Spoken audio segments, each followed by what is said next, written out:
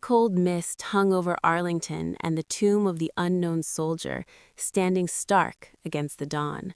A mother stood alone, clutching her son's photo, tears falling like silent prayers. The crowd watched the tomb guard, his steps precise, his face unyielding. But then he stopped. He turned, and in a single forbidding bow, he broke every rule. Whispers rippled through the onlookers. A child gasped. A veteran's hand trembled on his cane.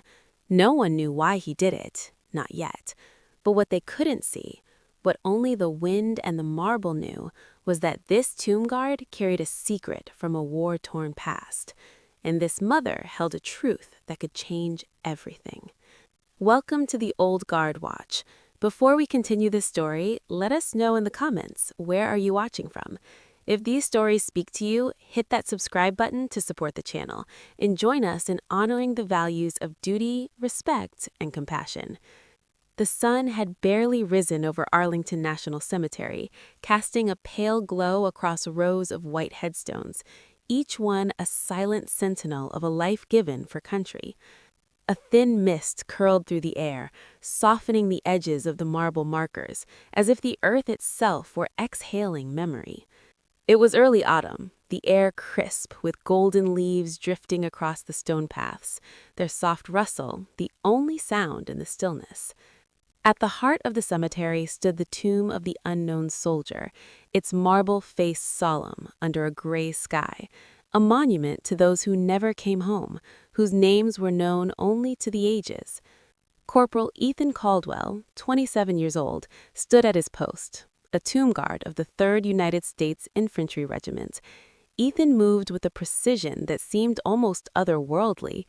21 steps south, pause, turn, 21 steps north. His polished boots struck the stone plaza, each click sharp and steady, like the tick of a metronome. His blue dress uniform was immaculate, the white gloves crisped, the silver bayonet on his M14 rifle catching the faint morning light. To the small crowd gathered beyond the velvet rope, families clutching coffee, veterans in worn jackets, schoolchildren with wide eyes, Ethan was more than a soldier. He was a living symbol, a keeper of the flame for those who rested beneath the earth. Beneath his disciplined exterior, Ethan carried a weight no one could see. 3 years ago, in the dusty chaos of Afghanistan, an IED had torn through his unit. His best friend, Private First Class Ryan Carter, had been at his side, laughing about a letter from home just moments before the blast. Ryan didn't make it. Ethan still saw his face in dreams, the easy grin, the freckles across his nose, the way he'd hum old country songs under his breath. Ryan's mother, Ellen, had hugged Ethan at the funeral, her voice breaking as she said, "You were his eyes, Ethan. You saw him to the end." Ethan joined the tomb guard to honor Ryan, to stand for every soldier who never got a proper goodbye. Each step he took felt like a promise, heavy with the past. The plaza was quiet that morning, the crowd smaller than usual. A young couple stood hand in hand, their breath visible in the chilly air. An older man, his VFW cap faded, leaned on a cane, staring at the tomb as if it held answers. Near the rope barrier, a woman stood alone. She was 68, her silver hair tucked under a simple wool scarf, her frame slight but unyielding. Margaret Thompson, Maggie to those who knew her, clutched a wooden picture frame to her chest.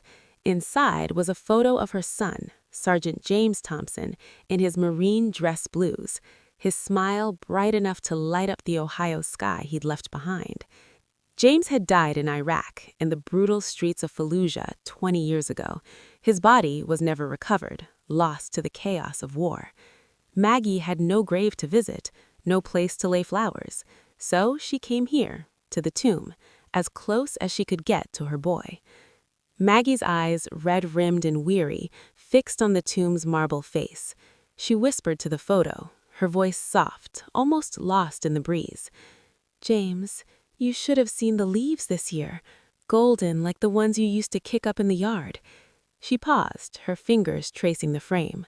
"I know you're not here, but this is the closest I can get. "It's like visiting you, sweetheart." Her voice cracked, and a tear slipped down her cheek, catching the light. She stood there, hour after hour, as the crowd shifted around her.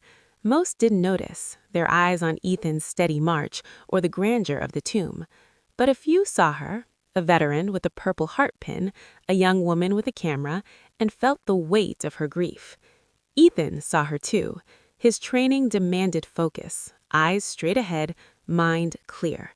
But he couldn't miss her.